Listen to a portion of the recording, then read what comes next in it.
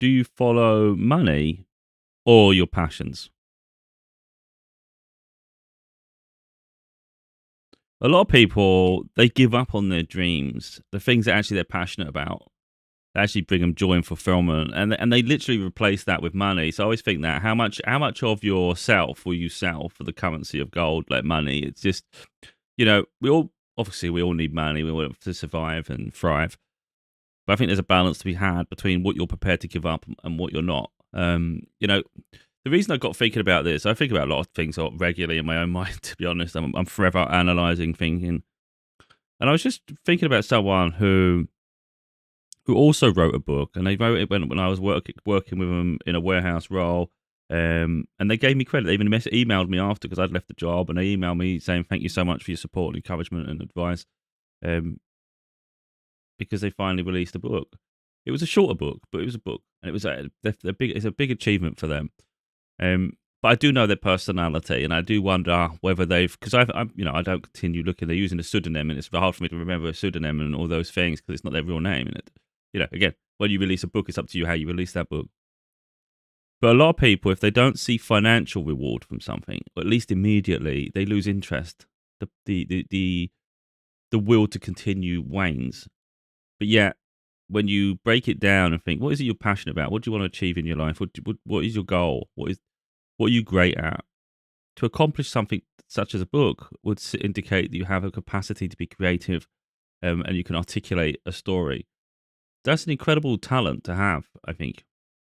And if you felt passionate enough about releasing a book, why stop at the first one if you don't receive just because you don't see financial recognition from it? And I'm just curious, because I know a lot of people do that. If they don't see success, they just give up on their dreams. And I've never understood that. I'm open and transparent about my journey. I've done 6 books at this point, and I haven't seen the success from them yet. But I talk from a place of confidence. I know these books deserve recognition. I recognize I priced them quite expensive for for maybe someone that hasn't read your books before. Maybe it's perceived as a risk, but I believe in myself. I've recently just dropped the price slightly because I try and be as fair as I can with the pricing, but I won't go any lower because, and again, I'm transparent. We talk about costs, for instance. If we do that, um, I'm not interested in the final price. I'm interested in what I get out of it. Like, what effort did I put into it? What did I sacrifice? Um, and what do I feel I deserve? And especially when you think about like we put a lot of ourselves into it. If I didn't do it, it wouldn't be created. So personally, I'm not published by a publisher, so I don't get some upfront cost. I'm not financed by anybody. So what do I want? And I think it's only fair. I personally, £4. I receive £4 per book, whether it's an ebook, whether it's a paperback, whether it's a hardback.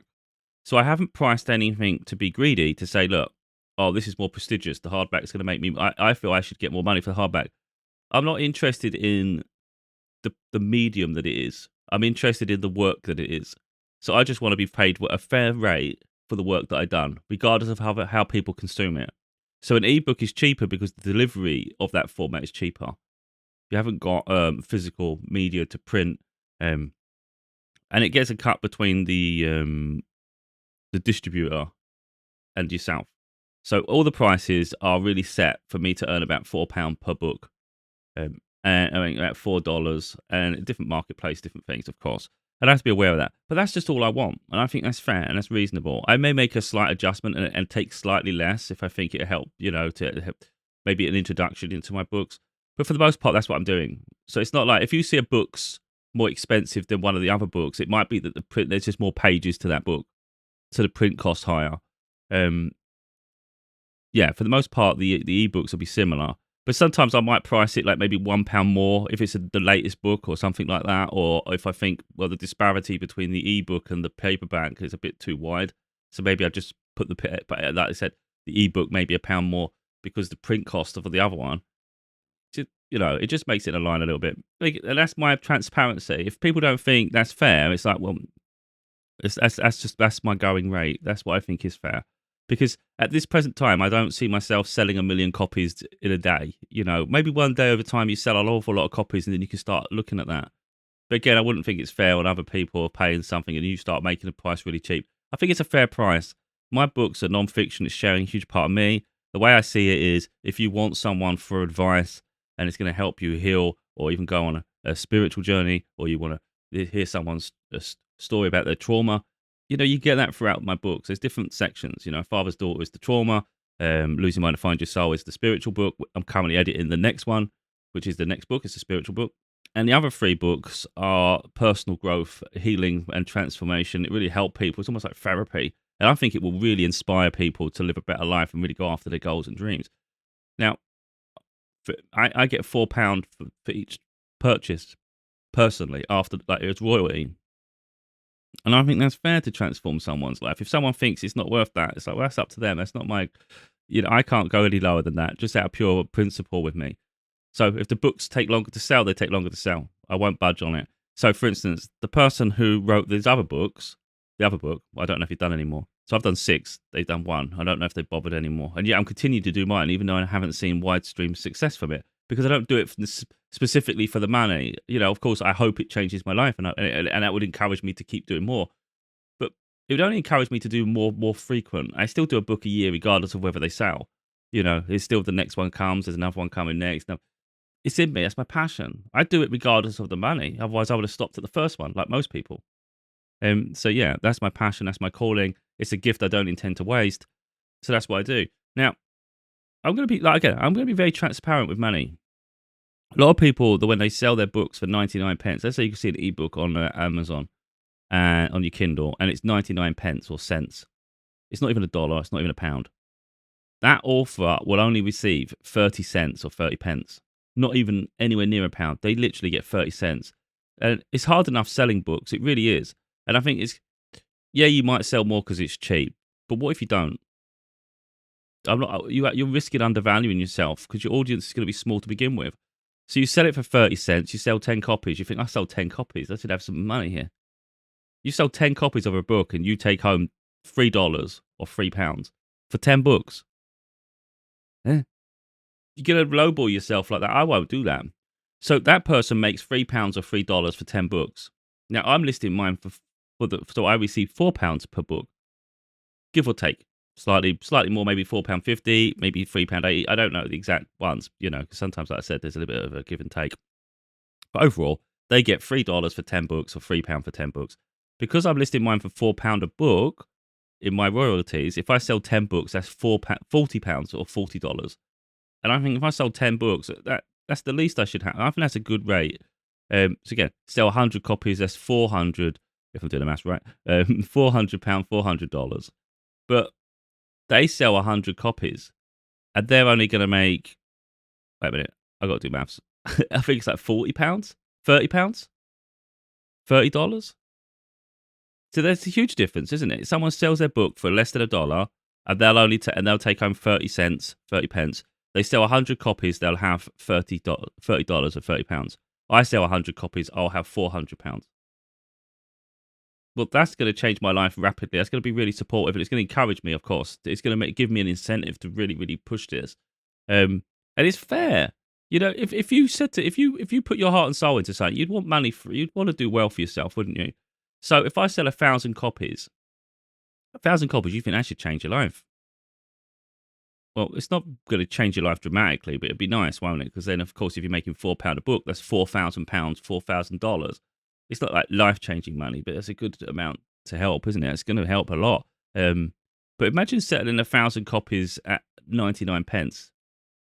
1,000 copies and you take home $300. So you got $300 or 4,000. So when people expect everything cheap, it's like, yeah, that person's getting nothing for it. That's not going to change their life. You're not going to make a living doing that. There's no way. 1,000 copies makes you $300. That doesn't mean it's just the maths isn't adding up. It's just, you think how many you'd have to sell just to make any progress. That's my transparent side talking. I don't do it for greed. I just do it I think that's fair. I could obviously try going even higher, but I'm like, I think I've found a sweet spot and I'm happy with the price. So, like I said, I practice what I preach. What is my passion? And have I sold out for money? No, I haven't sold out for anything. And my passion is being creative and sharing my voice and trying to inspire people to grow, whether it's in video format, whether it's in just spoken through like podcast, audiobook, or whether it's through the written word in the actual physical book and digital books. So I'm sharing myself creatively with the world, and that's my passion and my calling. Um, I am feeling really cool to start getting back to finishing the editing of this book. I put it off. It's winter period. Like winter, I can get quite depressed in winter. I hate the weather. I hate the cold. I find it really demoralizing. It's just it brings you down so much. What it does with me. And of course, there's a need to rest, and I go into my shell a little bit. So I start playing video games. I watch more movies. I just do things, and then when the weather picks up and I feel like a spruce of life, like I really flourish with the spring, and I feel really invigorated. I know spring's not here yet, but I feel it's coming, and I'm starting to feel that the growth within myself. Like I'm really inspiring. So there's likely to be less videos coming up because I can see myself throwing myself into my book and the audiobook I'm doing. But the priority is this book, because when I look at my goals for the year and what I want to achieve, for me it's really important I have this book in my hand. It doesn't happen unless I create it. It's just either it's just a thought, it's an imagination. Even if you've done a first draft of a book and you haven't edited it, it's still a draft. It's not a book, it's a manuscript. I want the book. I want to be able to hold it. I want to be able to read it. And it can't happen unless I put the effort into finishing it. And that is my passion. So it goes beyond money. It just does, because it's like the reason it goes beyond money is if someone offered me $20 million and they said, I'll offer you $20 million to take that book down. Don't list that ever again and remove it from history. And I'll offer you $20 million. I'd say kiss my ass. My books will last beyond my lifetime. They are my legacy. Money can't buy them in that sense. And I just won't. I actually won't budge with that an inch. So yeah, I don't do it for money. If I did it for money, I'd sell out, wouldn't I? I'm not a sellout. And I feel passionate about it. It is a weight on your shoulders. One thing it's often said, if you do what you love, it will never feel like a day's work in your life. Based on my projects, I can't say that's true. I've always felt it's true, but now I'm realizing it's not quite so true, is it? Because these books are hard. Like it flows to me, but it's not a book isn't. It's easier for me to do the videos in my book. Like my books, I still do, and it's not as cold. I don't think it's anywhere near as hard for me as it is for the average person. Oh, now my camera froze. Why is my camera froze? Right, so we resolved that technical issue. God knows how long that was paused for. Yeah, like I say, it's often said you don't work a day in your life if you do something you love. But like I said, these books are actually really hard work. Me putting it onto a manuscript and writing it out is that floats, because it's just the same way I'm talking now. I would naturally, if I'm sitting typing, the way I'm thinking now, I don't do anything with a script. It's not scripted. This is just me talking. I talk off the cusp. I just think of something and I go with it. It's probably quite obvious, but I'll do the same with my writing. If I'm not speaking it, the thought process is the same. I'll just type exactly how I think. So instead of me sitting on camera talking to a microphone, I'll just be typing it. And then it's the edit process. So when you think, if you do something you love, you'd never work a day in your life. Well, no, that is still hard work, because I don't. Well, then maybe the argument there is that the work itself is easy for me writing, but it's the editing process I don't like. But maybe that's the part that I'm not passionate about. So then you are working. Yeah, maybe finishing a book isn't the passion. I guess it's the writing in the first place was the passion, and that easy. That would make sense. But unfortunately, when it comes to a book, there's a whole process. So I do have to do the editing phase, which isn't the part I enjoy. Yeah. Okay. Gets a bit more complicated like that, doesn't it? But yeah, it's just what do you effectively though? If you live your life constantly doing everything solely for the sake of money, you got to ask yourself, how fulfilled and happy are you? And when you leave this earth, would you have regrets? Because there's no point like convincing yourself otherwise. If you know deep down you didn't do exactly what you wanted to do and you wish you'd done something else, it's like, then why not just do that? You don't have to follow the crowd. You don't have to impress anyone. It's okay. You see people do that all the time. They leave their jobs and they go and travel the world, or they relocate to another country. They sacrifice something, and there's always someone thinking you're crazy. It's like, what, they're crazy because they don't follow your ideals in the way of your lifestyle. They haven't given up their soul for money. They recognize you can have all the money, but if you're lost in yourself, you're miserable, and you've wasted life. So what's the point? You could just keep acquiring to what end?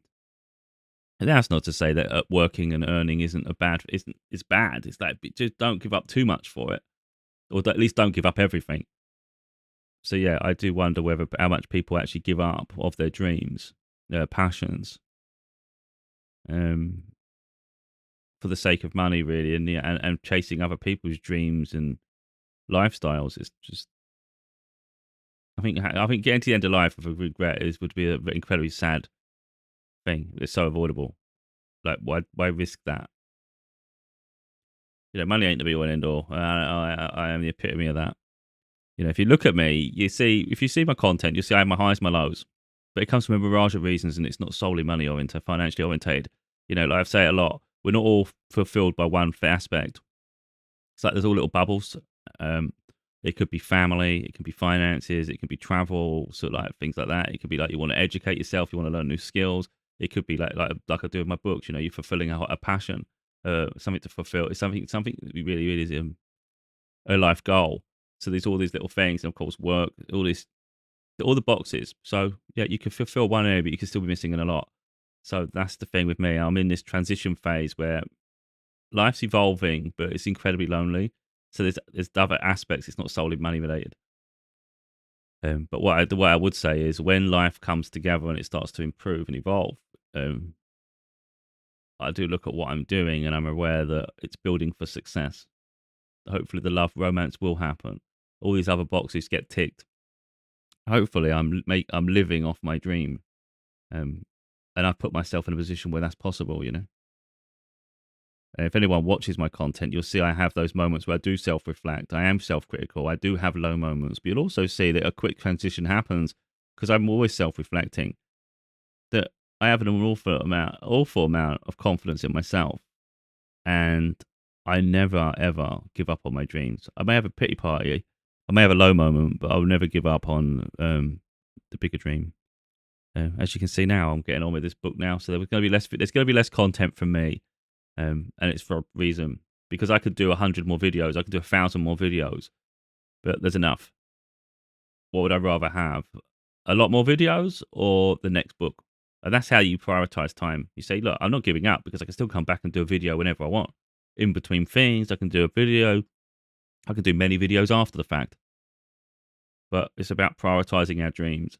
And when all is said and done and their time on earth is finished, what do I want to have impacted in the lifetime? But also, what do I want to leave behind? Now, videos, maybe they have more of an impact than I realize. Maybe they have the potential to reach a bigger audience. I don't know.